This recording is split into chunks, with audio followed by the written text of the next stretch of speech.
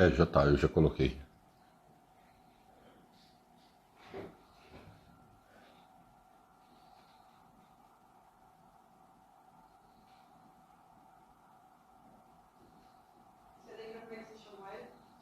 Lembro, mas ele tem que. Ah, agora ele apareceu.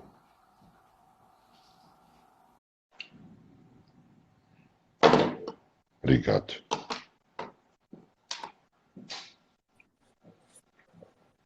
E aí, Brunão? E aí, tudo bem?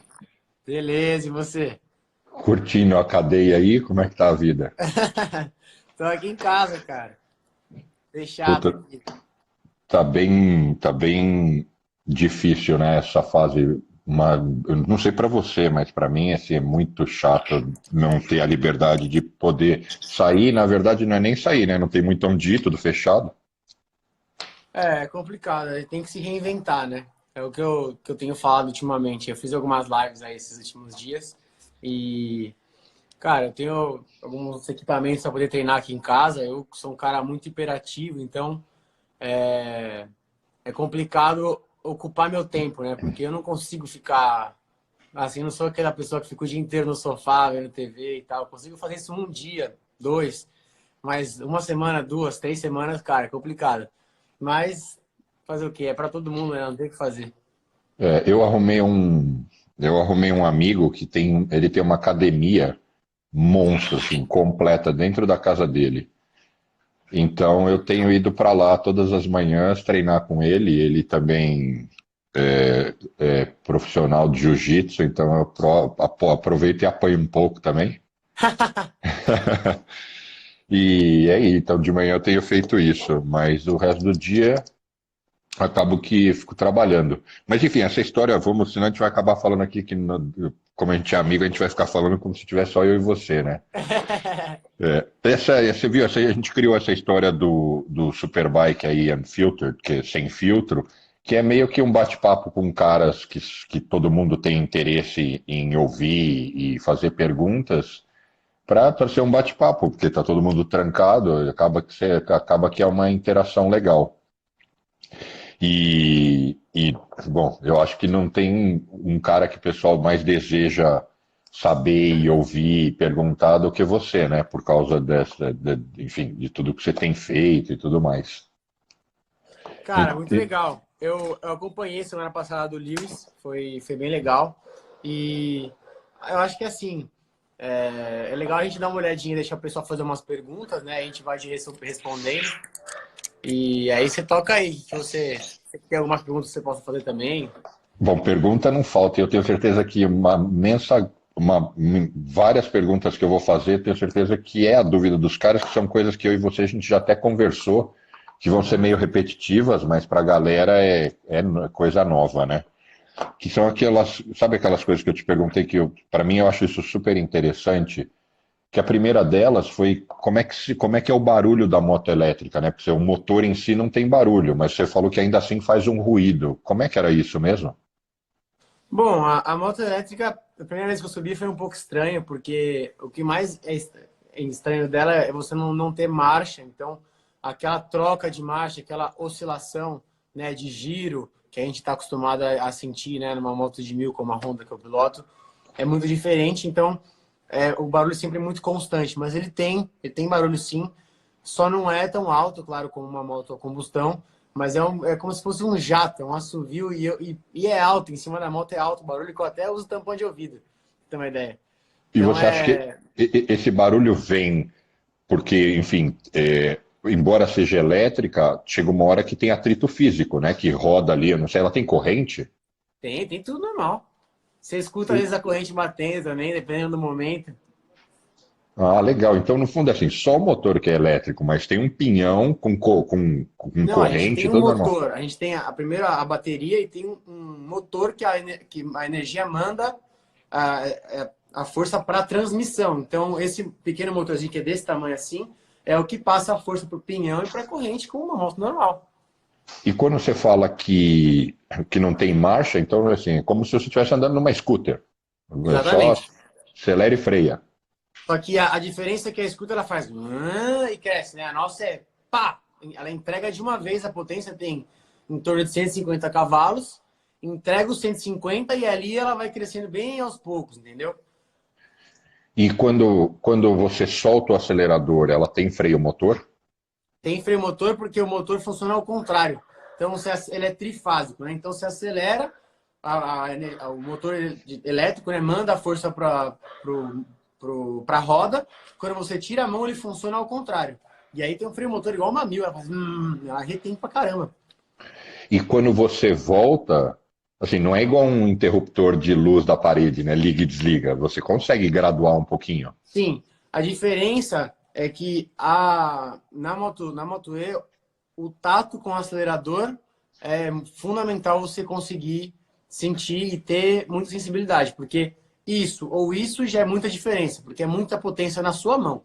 Então não é que você vai acelerar, ela vai entregar aos poucos. Se você colocar 50% do acelerador, é metade da potência que você vai ter. Se você colocar tudo, é toda a potência.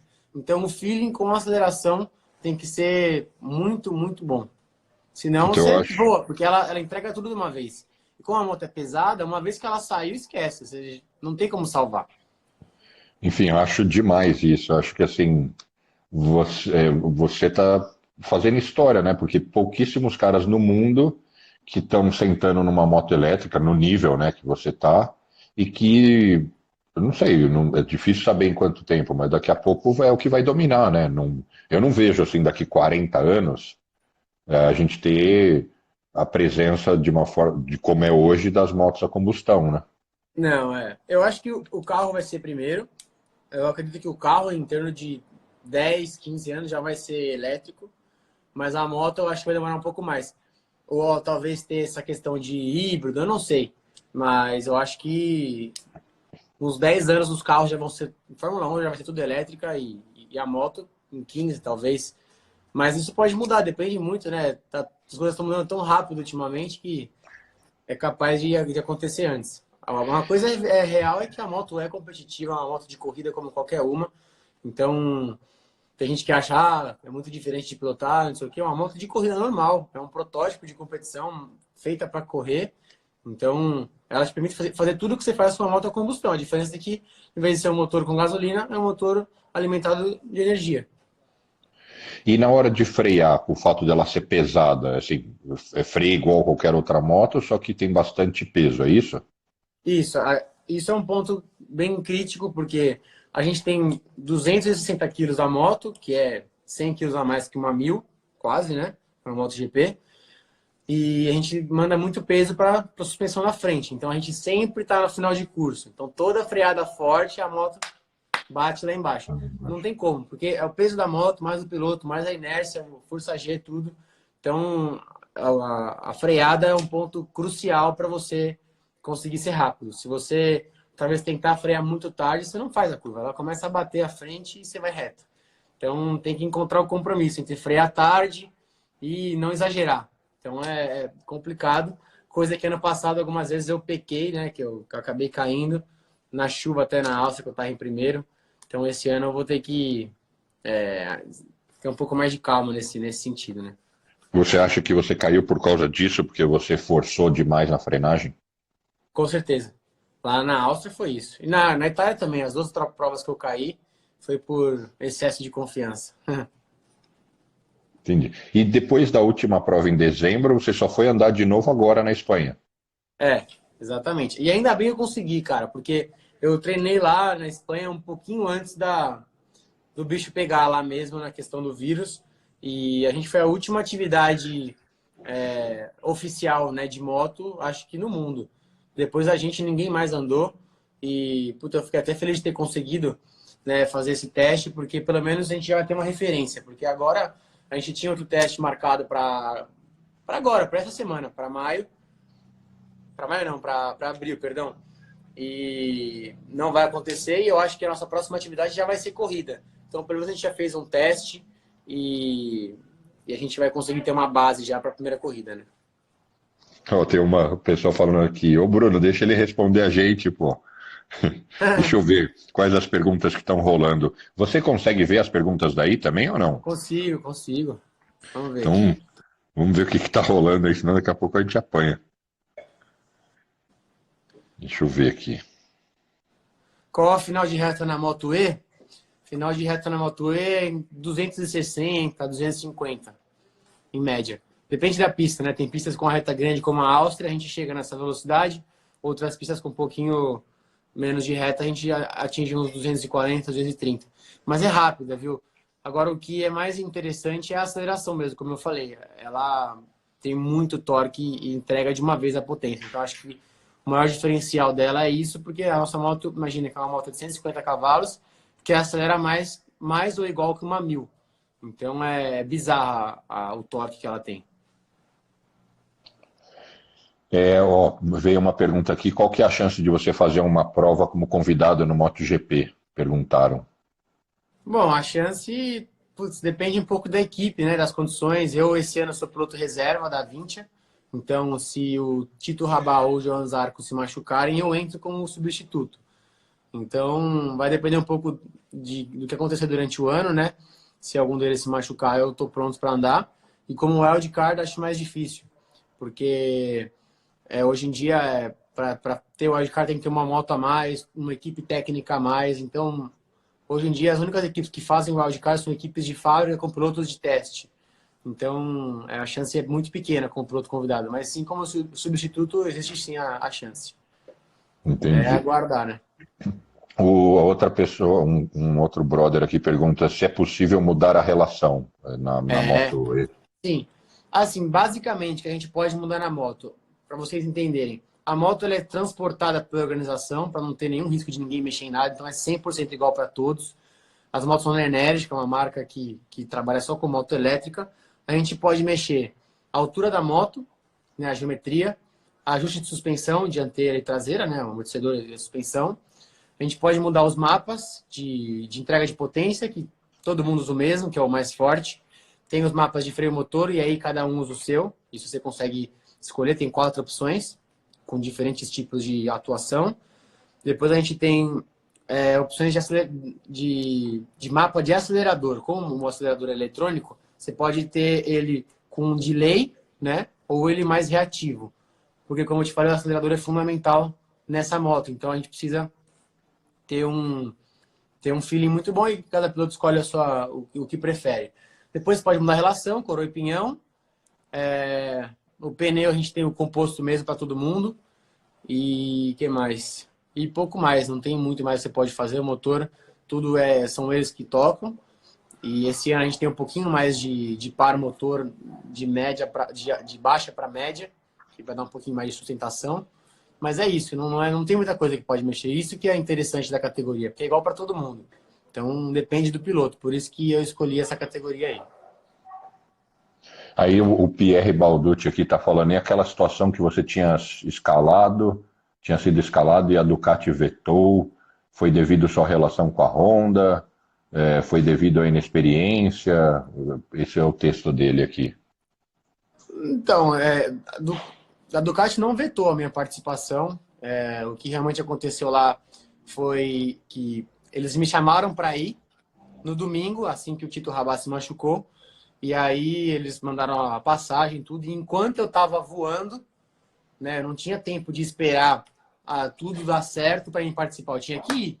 E enquanto eu estava voando, eles estavam organizando toda a minha participação e tal. E não deu certo lá por questões da equipe.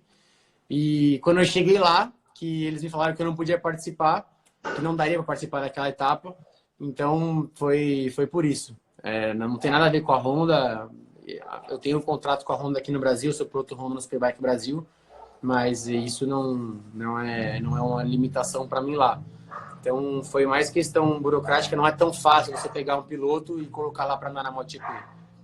Então isso agora, para as próximas vezes, a Dorna até fez algumas mudanças para novos pilotos entrarem, para substituir ou ser wildcard.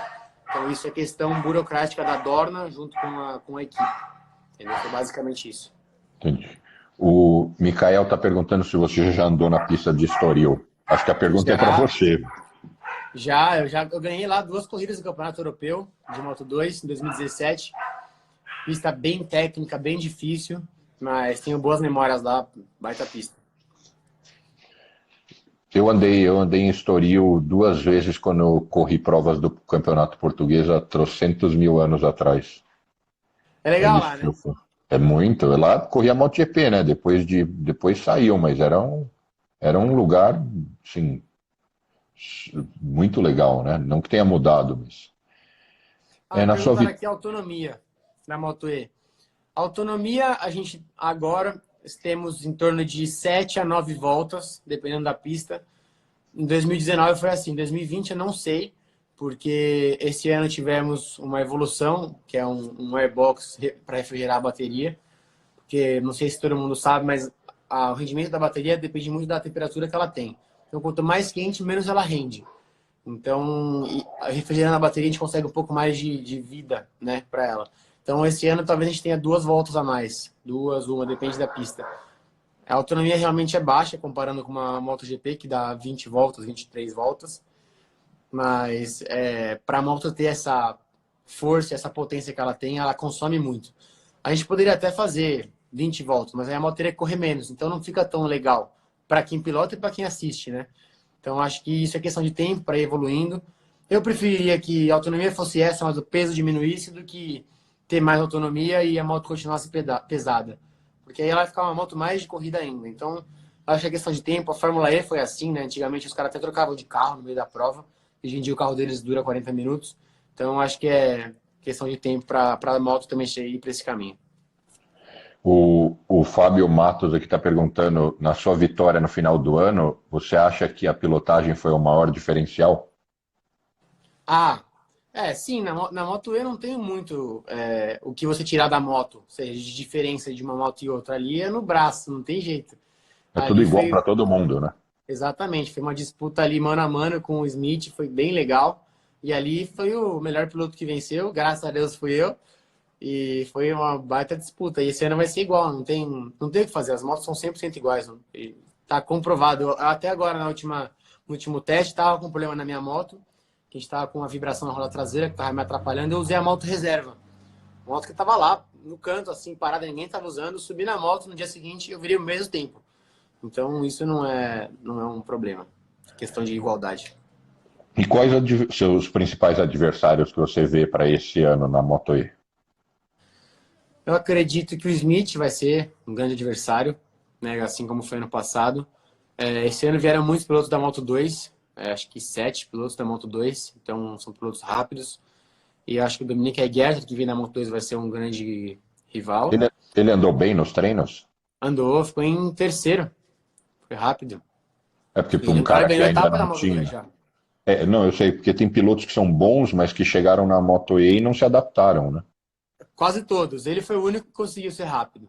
Quase todos tiveram muita dificuldade, principalmente no começo. Ele foi rápido no último dia só. Mas é um cara muito experiente, muitos anos na Moto 2. Eu acho que vai estar lá brigando com a gente também. O Ferrari foi campeão ano passado também, com certeza vai estar brigando. E a gente nunca pode descartar ninguém, né? Eu acho que vai ser um ano bem disputado, porque, como eu disse, tem tanta igualdade que numa uma pista ou outra, um piloto pode ir bem, outro não.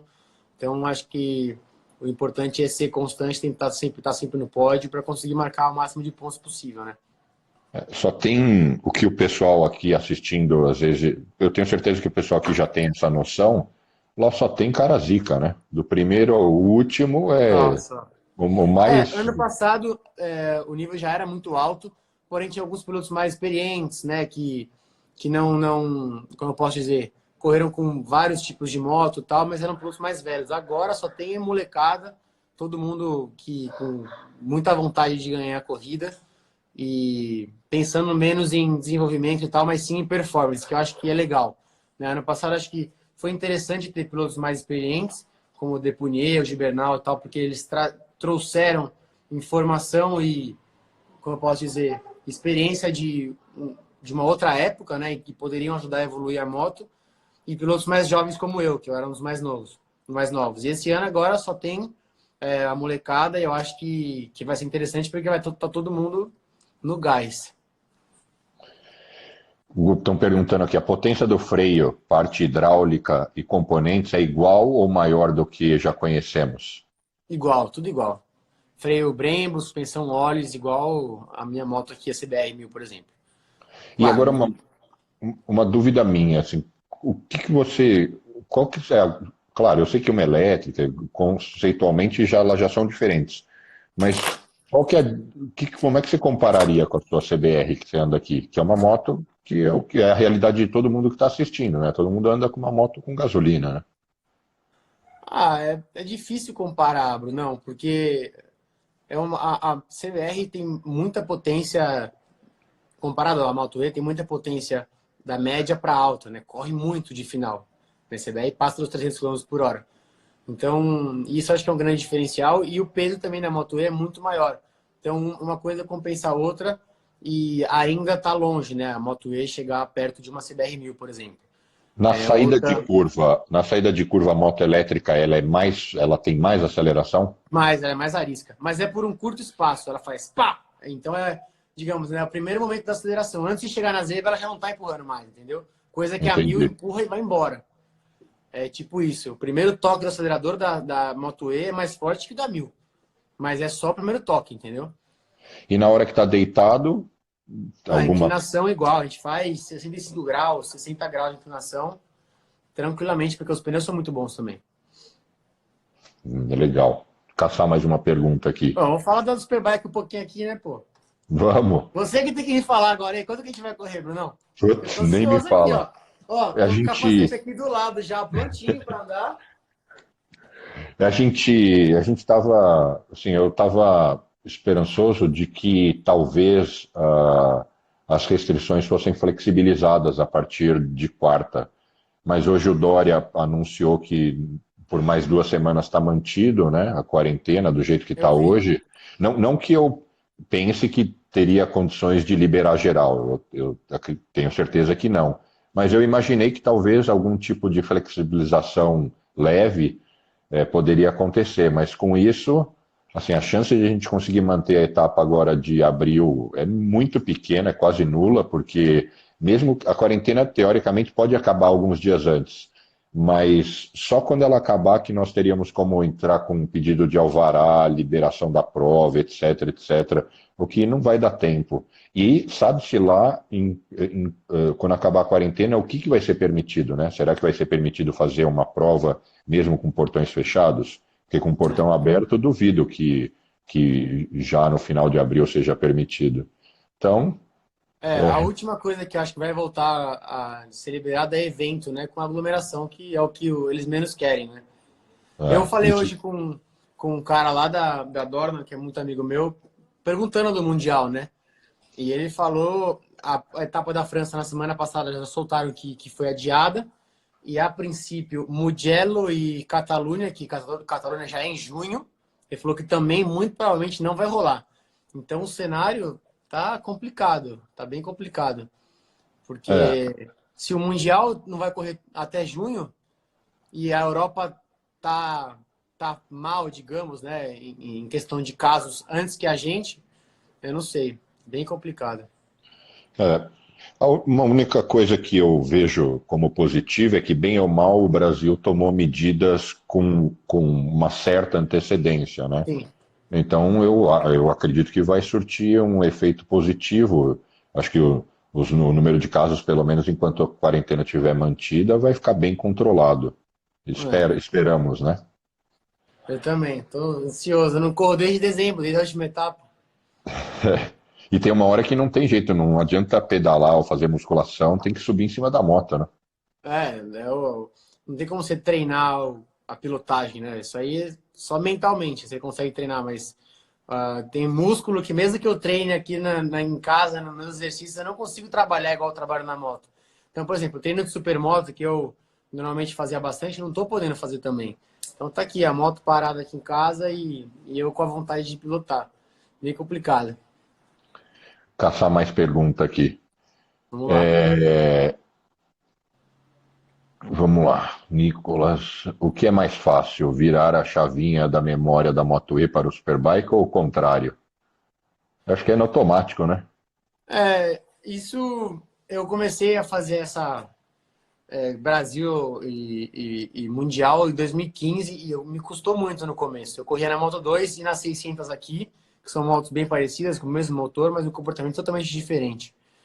Então, foi complicado para mim no começo, mas depois acho que meu cérebro se acostumou. É coisa que você, um exemplo, você vai andar de scooter na rua, você sabe como você tem que andar com a scooter e você vai correr com a sua moto no seu Bike Brasil.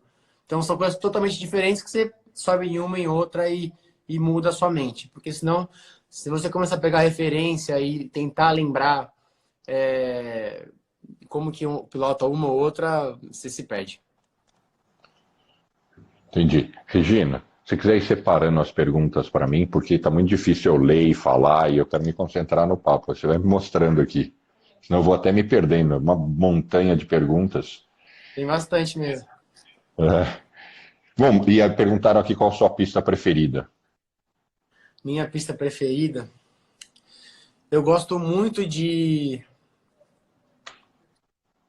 Mugello, na Itália, é bem legal. E gosto muito de Valência. Valência é uma das minhas preferidas, é onde eu quase sempre consigo meus melhores resultados, porque também é a última etapa dos campeonatos, então o europeu acabou lá, o mundial acabou lá, os campeonatos que eu corria nacionais na Espanha acabavam sempre em Valência, então eu sempre ganhava os campeonatos lá. Então acho que por isso é um dos meus preferidos. Mas Mugello é muito legal também, eu acho que é uma das poucas pistas que não tem reta oposta, é só curva, e de alta e de curva cega. Tem curva lá que você faz a 180 por hora, meu, uma subidona animal. Não sei se você já andou lá, mas é muito legal. Eu não, nunca andei. O Mugello é incrível. Nossa, é muito louco. E por que que geralmente as finais são sempre em Valência? Tem algum motivo? Não sei, eu acho que isso foi criado, né, há uns anos atrás e acho que ficou como, digamos, a etapa que encerra, né? Então, fazem muitos anos que o Mundial termina lá. E os outros campeonatos também, né? Eles seguem a linha. Então, quando eu comecei para a Europa, em 2006, eu comecei a correr o campeonato lá, já era final em Valência, sempre. Então, sempre minhas últimas corridas eram lá, e eu ganhava o campeonato lá. E aí, acabou que tá no meu coração, eu tenho muito troféu de Valência aqui em casa, e eu gosto muito também, eu prefiro muito curva para a esquerda, eu gosto muito, então, Interlagos eu me adapto muito bem também.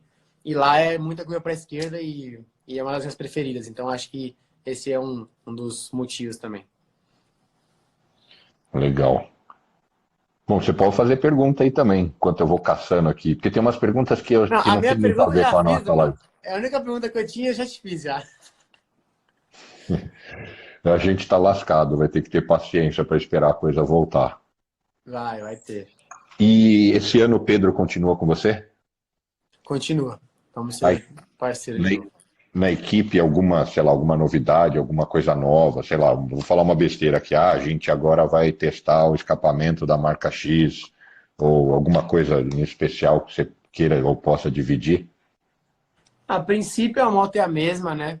A gente infelizmente não vai ter a moto nova, né? Porque não chegou no Brasil ainda. Essa moto talvez, quer dizer, agora eu não sei, né, com esse vírus, mas ela tá prevista para chegar no meio do ano para frente. E acho que a gente talvez nem iria usar esse ano, porque não é fácil você colocar uma moto nova na pista e ter resultado, né? Eu vivi isso muito no ano de 2018, quando a gente começou com a moto nova, e a gente sofreu bastante nesse ano, porque não é fácil colocar uma moto para funcionar e ser competitiva de cara, né? Então a gente teve bastante dificuldade em 2018, a moto não tinha ainda algumas coisas que eu precisava, e em 2019 a gente conseguiu uma moto mais competitiva, tanto que o Pedro melhorou muito também ano passado, que a gente ajudou ele de algumas formas a evoluir, a equipe trouxe algumas evoluções para a moto e a gente conseguiu ser redondo. Ano passado foi redondo. Então acho que a moto está num ótimo ponto agora, a gente está bem competitivo. Digamos, a fusão, né, entre eu, o Reinaldo e toda a equipe é muito boa, então a gente se entende muito bem e funciona. Então acho que, como diz, né, time que tá ganhando não se mexe, então a gente vai manter a mesma linha esse ano. E, bom, ansioso aí para começar de novo, né? Faz tempo que eu não subo na moto. Eu acho que o Reinaldo com certeza deve ter feito alguma modificação para me ajudar, mas isso daí a gente só vai saber mesmo quando colocar a moto na pista e eu testar. Mas é mais questão de regulagem da moto, né? Porque a gente sempre tem uma coisinha para experimentar, então muda um pouquinho a altura, sobe, desce, isso é fundamental. Eu sou muito sensível a pequenas mudanças, Então, qualquer coisinha que o Reinaldo faz na moto, eu consigo sentir e a gente vai evoluindo. A sua moto e a do Pedro são exatamente iguais. Exatamente iguais, totalmente. Ah, por Agora, sinal, tem pista que quase todas as corridas ele corre mais que eu na reta. Ele é mais leve, ele é mais fininho, né? Então, a Goiânia, ele, sei lá, uns 4 km por hora ou 5 na reta, ele é mais rápido do que eu. As motos e, sempre iguais. mas vocês chegam a usar acertos diferentes? Então, um pouco, né? Porque a pilotagem é um pouco diferente, mas é questão de suspensão. Quase sempre a gente tem uma base muito parecida. E eu uso, que é bem diferente da minha moto para dele, é a questão do freio motor, que eu particularmente gosto de uma outra maneira. Isso daí é gosto, né? A forma que atua o freio motor. Então eu venho derrapando muito nas entradas de curva e ele, em algumas curvas ele vem, em outras não. Então acho que isso é a maior diferença assim de um para outro, mas é por gosto de pilotagem, estilo de pilotagem, questão de mola tal. Eu uso umas molas mais duras porque eu gosto da moto bem dura, mas de resto a moto é exatamente a mesma, não tem a menor diferença. Entendi, legal. E você consegue perceber, eu sei que você não chegou a andar em outras motos 1000 de outras marcas, mas você consegue perceber que o quadro da Honda assim, é muito equilibrado, é muito bom, porque eu vou falar eu como um cara que eu já andei de Honda há muitos anos atrás na Super Sport, mas acabei, o destino aí foi me levando para várias marcas que não a Honda.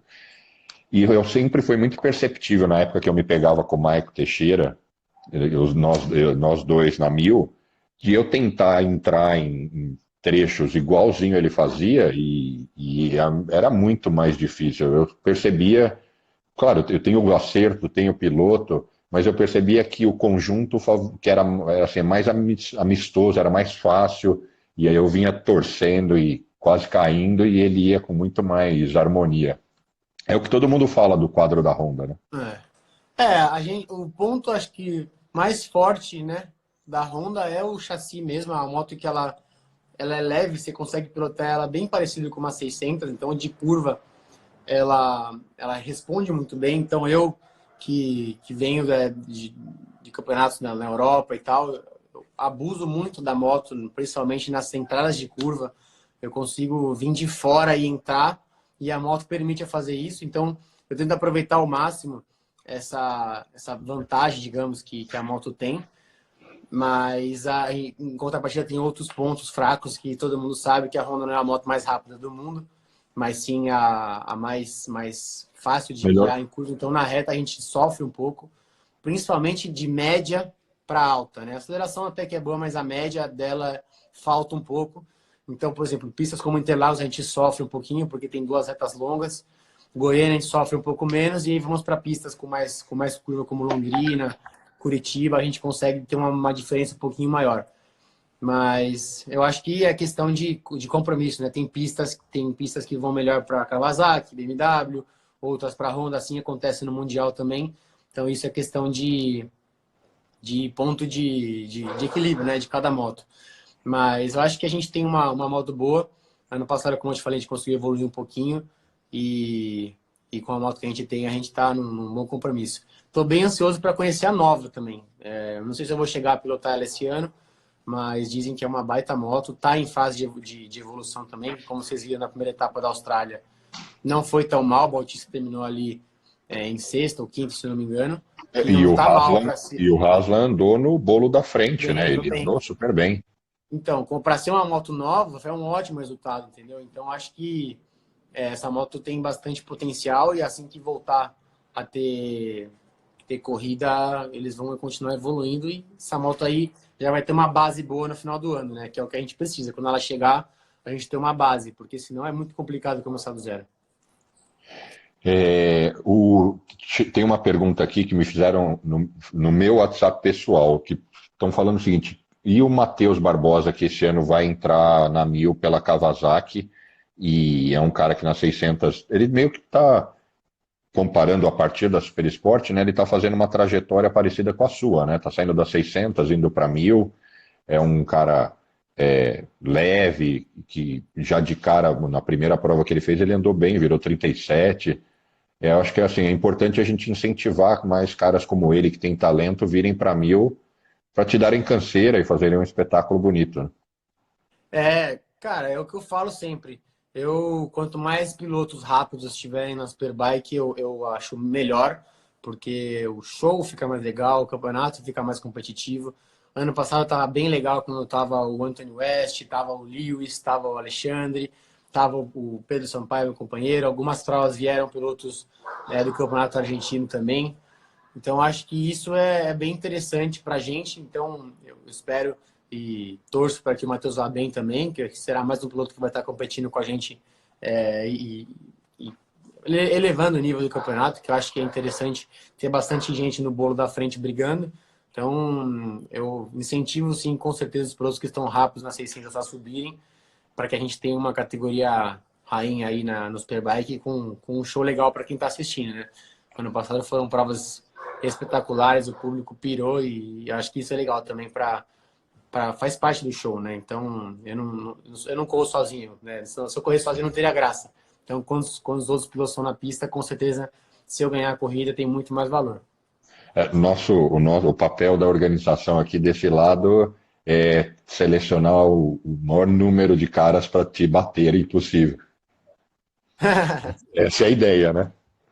Ó, Com certeza. Porque aí eu uma vou me pergunta, dedicar mais sempre. uma pergunta legal.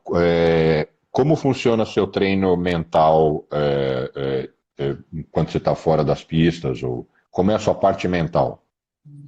Você Bom, trabalha isso, não trabalha? eu acho que em época assim, agora que eu não tenho nada de corrida e tal, eu fico tranquilo, eu procuro, às vezes, mentalizar, visualizar um pouco situações que eu posso passar, né, digamos, no final de semana de corrida, mas é um pouco vago isso, né? Quando eu tenho um calendário marcado, tem a corrida e tal, principalmente na semana da corrida, eu faço várias mentalizações, visualizações do que eu faria na pista. E quando eu estou na minha bike, muitas vezes é um lugar que eu penso muito e é bom para mim. Eu passo muito tempo em cima da bicicleta treinando e acho que é um lugar onde eu estou sozinho, comigo mesmo, e isso me faz, talvez, buscar na minha mente, né, o que eu posso melhorar em mim, o que eu posso fazer para ser melhor. Então, é legal esse trabalho que eu faço comigo mesmo. Mas no final de semana de corrida é onde eu realmente tenho meu método ali, eu sou muito metódico, cheio de manias e tiques, digamos.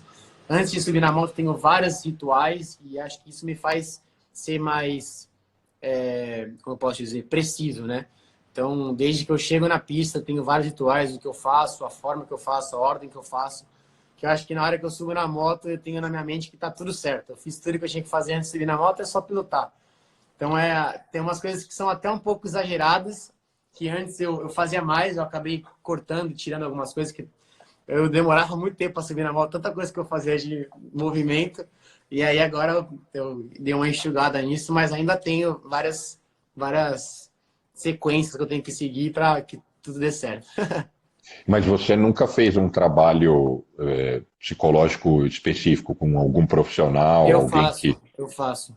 Eu tenho uma psicóloga esportiva que me acompanha, eu passo com ela em alguns momentos do ano. Não tenho uma sequência, porque eu não gosto também de ter essa obrigação de ir lá, porque eu não sei, é de mim. Eu prefiro ir lá quando eu estou sentindo necessidade, né, de conversar e de buscar uma ajuda. Mas quando não vou, também te falar por mensagem, uma ligação e tal, e isso me ajuda a ser melhor. Não só na pista, mas também na minha vida pessoal e tal, né? E tem o Eric Pessoa também, que muita gente esquece, né? Então, é importante ter esse equilíbrio mental sempre, porque muita gente acha, né, que é só subir na moto e andar, mas não é isso. Tem que ter todo um contexto, né, uma preparação, com uma concentração, porque afinal de contas a gente está lá 300 km por hora e tem que ter o foco e a concentração 100% naquilo. Não é, vou acelerar e acabou. Tem que ter sempre um controle mental muito, muito bom, que é uma coisa que eu até parabenizei vocês no ano passado de buscarem isso no campeonato também, porque nem todo mundo encara, né, um final de semana de corrida como eu encaro. Entrou não, pouca gente, né? Acho que o pessoal tem que profissionalizar Entender um pouco que, mais. entender que mesmo que seja lazer e tudo mais, mas Exatamente. tem, Não é uma exige brincadeira. uma responsabilidade estar lá, né? Por mais que é um momento de. Tem muita gente que vai lá, um momento de prazer, de diversão, que é uma coisa que libera a pessoa. Tem muita gente que usa a moto como forma de. Putz, é o que me faz feliz, me desestressa e tal. Mas você tem que, não pode esquecer nunca que é um esporte perigoso e você tem que estar focado naquilo. Então, é importante fazer esse trabalho que o Superbike faz, que tem o psicólogo lá para ajudar, porque isso com certeza vai ajudar muitos pilotos que não têm a cabeça no lugar a encontrar esse ponto de equilíbrio para tá tudo certo na hora que você for pilotar, né? Hoje, em todo tipo de apresentação, palestra, ou interação com pilotos, ou imprensa e tudo mais, o que eu tenho mostrado é que o cara ele precisa, hoje em dia, para correr no Superbike, ele precisa ter um comportamento profissional. Ah, Ele pode não ter experiência, ou ele pode ter muita experiência, ele pode ser lento, ou rápido, mas independente dessas características, ele tem que ter um comportamento profissional. O que que é um comportamento profissional? Talvez o cara tenha lá já seus 45, 50 anos, começou há pouco tempo, ele não vai ser rápido como você, nunca. Mas ele vai andar no ritmo dele, mas com consciência, com seriedade, e uhum. vai ter o espaço dele, para uma categoria para ele. Então, é isso que a gente. Ele vai ter que ter um comportamento, uma aspiração profissional, né? Mesmo sendo um amador que vai lá para curtir. Com certeza, com certeza. É, tem gente perguntando aqui, vieram várias perguntas falando do Faustino, se a gente competiu com ele, não competiu, como foi, como não foi. Aí, bom, nós dois competimos com ele, né? Você foi companheiro de Competimos. equipe, né? Eu fui adversário. Quer dizer, a hora que o Faustino chegou, eu já estava, já tinha ficado para titia, já tava lerdo. Eu nem não cheguei nunca a entrar em combate com ele para valer. Não me lembro de a gente ter se cruzado no pega assim. A gente foi companheiro, o Diego, um cara super legal, a gente é super amigo até hoje, a gente se fala direto. Estive com ele aí, acho que faz um mês, em Londrina.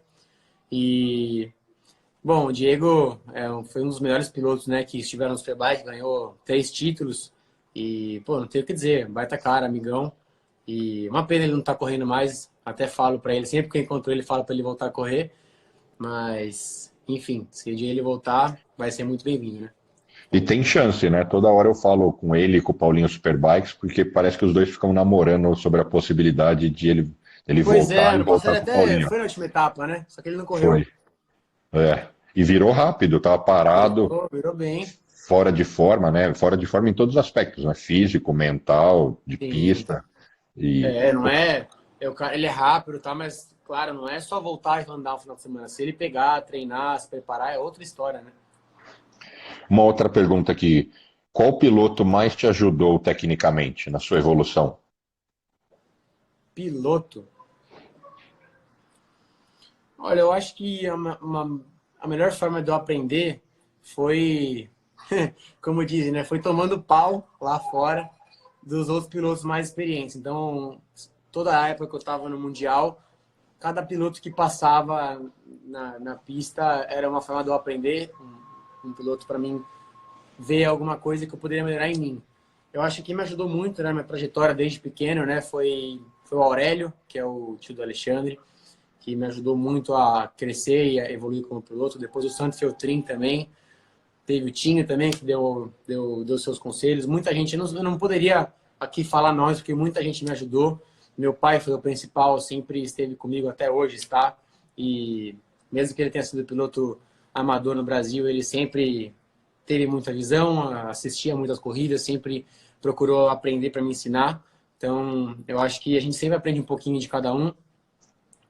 Como eu sempre falava, quando o Alexandre estava na pista, eu também aprendia dele, vendo ele pilotar, porque mesmo que seja um piloto da pilotagem antiga, digamos, sempre tem algo que você possa aprender. Então, acho que a gente pode aprender de todo mundo, né? Até dos novos, quem está chegando agora, né? O Pedro também, eu posso aprender com ele também, alguma coisa diferente que ele faça. Então, eu procuro sempre ver o que pode ser bom para mim, eu uso e aprendo deles para poder ser melhor. Ó, uma sequência de perguntas aqui. As quedas abalam sua confiança, principalmente no. É uma pergunta, né? As quedas abalam sua confiança, principalmente no ponto que você caiu, ou é levantar e mandar a mão e não pega nada. A outra coisa é se tem moto reserva, tanto no Superbike quanto no Moto E. Bom, moto reserva no Moto E não. E não pode, né? No Superbike pode ter, mas a gente não tem. Tem gente que tinha É, ano passado, mas eu é não tinha. A 2020, gente 2020 na atualização do campeonato está proibido. eu acho que é mais interessante, né? Porque aí a gente pode ter igualdade, né? Todo mundo tem uma moto só. Questão de custo também, né? Com certeza isso muda. Mas enfim, a gente só tinha uma moto e só tinha uma moto para treinar e se caísse, perdesse tempo, a gente tinha que esperar arrumar a moto para andar. E a questão da queda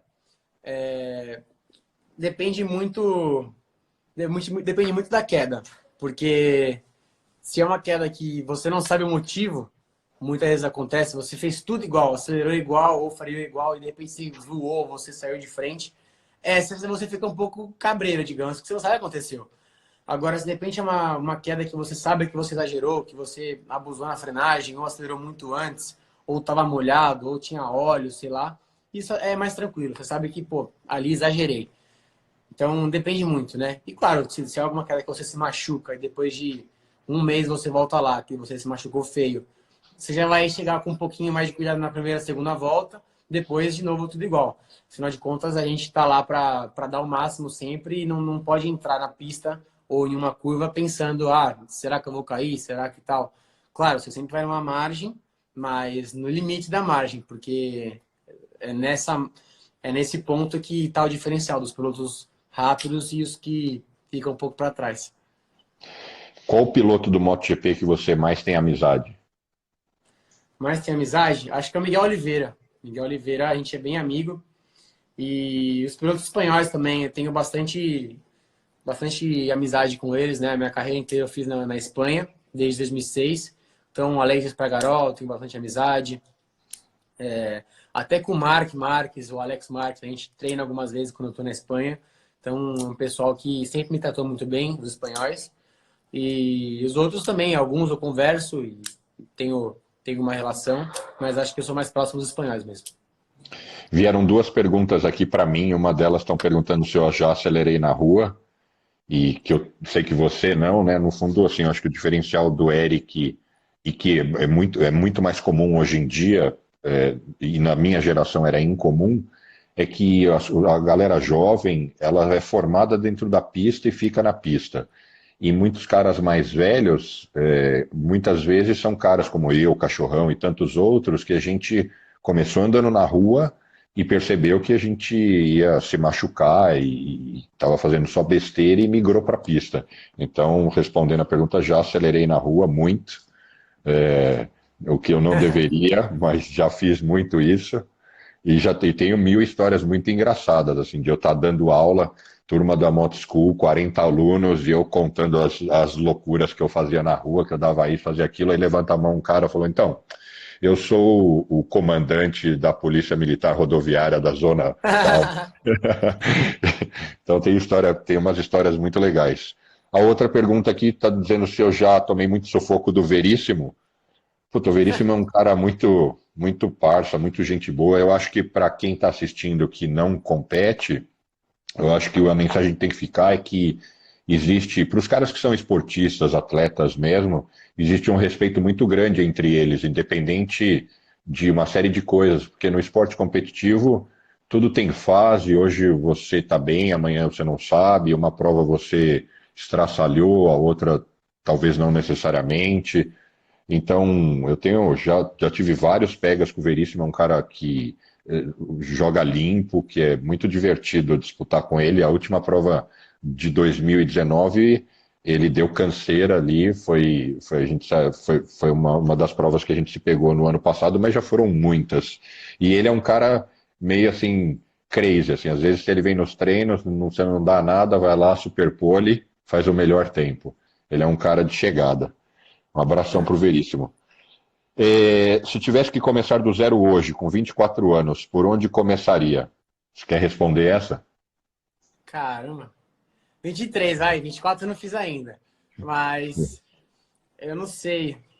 É muito complicado. Eu acho que me conhecendo, é que eu não sei também como seria a minha cabeça com essa idade, mas me conhecendo, talvez eu teria mais o pé no chão e buscaria algo nacional, né? Eu não ia ter o sonho e a vontade de chegar na MotoGP como eu tenho hoje, que eu tenho chances. Mas eu começaria sim, afinal de contas nunca é tarde. Eu acho que o ideal seria começar na categoria de base, né? Porque eu não teria experiência alguma, então, como a gente tem no Superbike Brasil, a categoria, no caso, seria 300 para mim, depois eu iria evoluindo, subindo de categoria e se eu tivesse talento e resultados, eu iria subindo de categoria, com certeza. Mas é difícil, com 24 anos começar, claro, pensando em carreira internacional, tá? Tem gente hoje que começa com 30 anos, anda bem, chega no nível bem competitivo no nacional e consegue ter resultado. Mas, claro, hoje em dia eu tenho 24 anos e eu corro de 23 anos, vou fazer 24, e corro já há 18 anos de moto. Então, tenho bastante experiência e já passei por muitas situações de dificuldade, de alegria, de tristeza, de lesões. Então, isso é algo que você acaba, a casca grossa, digamos, você acaba criando, que com 24 anos é mais difícil você conseguir criar. Tem uma pergunta aqui legal que tem a ver com pilotagem, dizendo assim, tenho dificuldade em curvas para a direita. Vocês dois têm algo assim ou tanto faz? Bom, eu vou responder aqui primeiro. Quando eu comecei, e eu era pouco experiente, eu tinha mais dificuldade para um lado do que para o outro. E era mais para a esquerda, era mais para a direita do que para a esquerda. Mas isso, depois que você treina um pouco, nivela e vira uma lembrança muito vaga do passado. E eu não só respondendo, também fica então esse recado de que é um negócio que é só uma questão de você trabalhar tecnicamente, que depois não faz diferença se a curva é para a direita ou para a esquerda. Você já teve esse tipo de dificuldade? Eu antigamente tinha, bem quando eu era bem pequeno, né? Tinha essa dificuldade. Eu só ralava o joelho pro lado esquerdo quando eu era pequenininho. Aí depois de, sei lá, muito tempo eu consegui ralar para a direita e aí eu fui evoluindo. Hoje em dia eu não tenho dificuldade assim de um lado mais do que o outro, mas eu prefiro o lado esquerdo, porque eu uso muito freio traseiro e eu tenho um melhor acesso no freio traseiro quando eu faço curva para a esquerda do que para a direita. Então acho que esse é o único motivo pelo qual eu gosto de mais curva para a esquerda, mas consigo me sair bem nas duas. Legal. Bom, a gente, e várias delas, os caras dividem em 3 blocos, dura horas, e a gente tem se programado aqui para sempre não deixar estourar de 1 hora para não ficar um negócio cansativo. Legal. Pergunta aqui não ia faltar para a gente ficar mais um tempão, mas eu queria agradecer, Eric, pelo seu tempo e também isso foi um primeiro papo. A gente pode armar outras coisas bem legais Legal. e fazer outras conversas, de repente envolvendo até mais gente. Vamos pensar. Mas Legal, agradecer com você por certeza. ter vindo aqui bater esse papo com a gente. Obrigado você, Bruno. Obrigado. Vamos torcer aí para dar tudo certo, a gente conseguir voltar o quanto antes para as pistas, né? Porque tá difícil essa espera, essa angústia aqui de começar a competir logo. O Marcão tá até ali atrás, ó, esperando para na hora que tiver tudo pronto a gente pilotar. Então, é isso. Se cuida aí também. Queria deixar uma mensagem para todo mundo aí, para que todos se cuidem, lavem as mãos, evitem aglomerações. Aquela história toda que todo mundo já sabe, mas é sempre bom lembrar, porque vai depender muito da atitude de cada um, né? Para a gente conseguir voltar o quanto antes a competir. Então, vamos se cuidar aí, ficar em casa, para tudo se normalizar o quanto antes. Bom, agradecer você, agradecer toda a galera que acompanhou, várias mensagens aí mandando abraço pra gente, parabenizando, bem legal. E é isso aí, eu acho que você deu todos os recados e a gente vai estar pela mídia social e pelos nossos meios de contato aí atualizando o que vai rolar com o calendário, né? Pelo jeito abril não vai rolar, mas que a gente consiga, pelo menos em maio, voltar aí com força total. Não sei se com público, portões abertos ou fechados, mas espero que as coisas o quanto antes voltem para a gente voltar a fazer o que a gente gosta e para quem é fã também estar lá acompanhando nossa bagunça. Com certeza. Vou estar aqui na torcida para dar tudo certo. E por fim, desejo uma super temporada para você, não só no Brasil, mas especialmente lá fora. Eu, entre seus milhares de fãs, sou mais um e não perdia uma prova e ficava torcendo. Você nem deve saber disso, mas na etapa final de agora 2019, a gente tinha programado. É que o dia foi super complicado do ponto de vista operacional, em razão de a gente ter entrado no autódromo meia-noite, tudo aquilo que quem Uhum. está dos bastidores sabe como é que foi. Mas a gente tinha programado um vídeo comemorativo para mostrar a sua vitória lá de Valência. Não rolou, mas a gente vai exibir na próxima. Então se Ah, prepare. tá bom. Se Deus quiser, esse ano vai ter mais vitórias, a gente vai fazendo cada corrida, se Deus quiser. Faz, faz um clipe. Beleza, então. Valeu, Érico. Brigadão. Valeu, Brunão. Um abraço. Tchau, tchau, Abraço. pessoal. Valeu. Valeu, valeu. Valeu. Tchau.